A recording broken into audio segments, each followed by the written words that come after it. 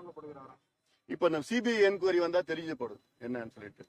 ஆனா நிச்சயமா மக்கள், தமிழக மக்கள் ஆளும் திமுக மீது மிகுந்த கோபத்தில் இருக்கின்றார்கள். சிபிஐ என்கொயரியில யாரு பெரிய அளவுல பாதிக்கப்படுவாங்க? தெரிய போகுது. நிச்சயமா திமுக தான். ஏன்னா அவங்க எதுவும் செய்யல, இன்டெலிஜென்ஸ் ஃபெயிலியர்னு சொல்லலாம். அதுக்கப்புறம் திடீர்னு உடனே வந்திருக்காங்க.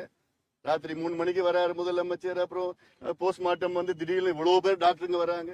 ஒரு போஸ்ட்மார்ட்டம் செய்யறதுக்கு ஒரு நாள் ஆகும். 30 போஸ்ட்மார்ட்டம் ராத்திரிக்குள்ள பண்ணிருக்காங்க. எங்க இருந்து வந்தாங்க டாக்டருங்க? எத்தனை டேபிள் போஸ்ட்மார்ட்டம் எப்படி செஞ்சிருக்காங்க? அப்புறம் காலையில உடனே வராங்க. நிறைய கேள்விகள் இருக்கு. பதில் வந்து சிபிஐ தான் சொல்லும். அதிமுகவாகட்டும் பாஜகவாகட்டும் எல்லாருமே வரணுங்கிறாங்க. பாமக நிலைப்பாடு என்ன சார்? அரசியலுக்கு யார் வேணா வரலாம். கூட்டணிக்கு அரசியலுக்கு யார் வேணா கூட்டணி. நாங்க இன்னும் அதை பத்தி எதுவும் பேசல. எங்களுடைய நிலைப்பாடு நாங்க இன்னும் விரைவில் நாங்க அறிவிப்போம். மக்கள் நீதி மையம் தொடங்கப்பட்ட ஆரம்ப காலத்துல வந்து கமலஹாசனோட தேர்தல் பிரச்சாரத்திலையும் வந்து இதே மாதிரி ஆம்புலன்ஸ் பிரச்சாரம் இருந்துச்சுன்னு கமலஹாசன் அப்ப பேசி இருக்காரு. இன்னைக்கு செந்தில் பாலாஜிக்கு ஆதரவா அவர் வந்து அவரால் முடிஞ்ச உதவி செஞ்சிருக்காருன்னு கடந்த சில வாரங்களுக்கு முன்பா பேட்டி கொடுத்திருக்காரு. கமலஹாசனுடைய நிலைப்பாடு உங்களுடைய கருத்து? அவர்கிட்ட தான் கேட்கணும். ராஜ்யசபா வாங்கியிருக்கிறாரு, நல்லா இருக்கட்டும்.